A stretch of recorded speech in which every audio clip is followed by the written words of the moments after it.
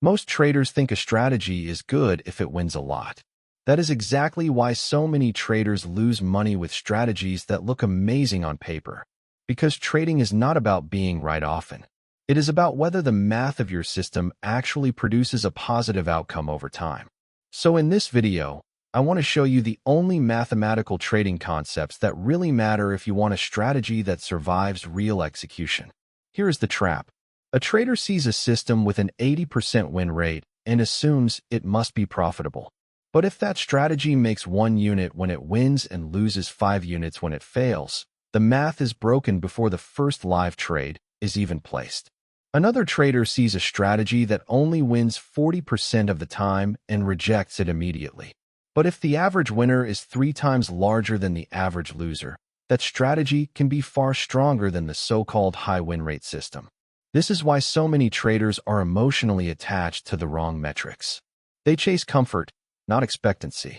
If you want to understand mathematical trading strategies, there are 5 numbers you need to care about. First is expectancy. Expectancy tells you how much you expect to make or lose, on average, per trade. A simple way to think about it is this: win rate multiplied by average win minus loss rate multiplied by average loss. If that number is positive, the strategy may have an edge. If it is negative, the strategy is just structured self-sabotage. Second is reward to risk. This tells you whether your winners are big enough relative to your losers.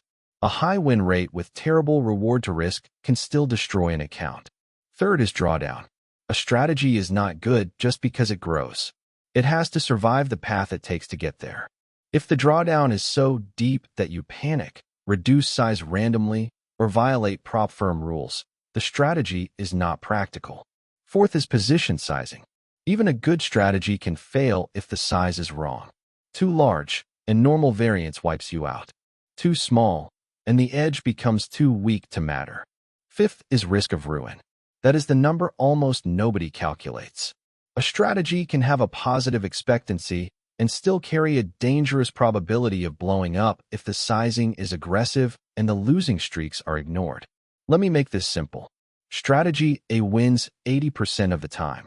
It makes $100 on a winner and loses $500 on a loser. That feels safe until the losses arrive. Strategy B wins 40% of the time, but it makes $300 on a winner and loses $100 on a loser. That one feels uncomfortable, but the math is far better. This is the difference between psychological comfort and statistical edge. Most traders choose the strategy that feels easier to sit through, not the one that actually pays. Now here is the part people skip. A mathematical edge is not just a spreadsheet fantasy. If your expectancy only exists because the backtest used perfect fills, ignored slippage, or cherry-picked one market regime, then the edge is fake. If your drawdown estimate is based on the best historical sequence instead of a stressed sequence, the edge is incomplete. If your position sizing assumes you will trade perfectly during a 10-trade losing streak, the edge is fragile. That is why the math has to be tested under realistic conditions, not just admired in a clean report. This is where serious traders separate themselves from hopeful traders. They do not just ask whether a strategy made money in a backtest.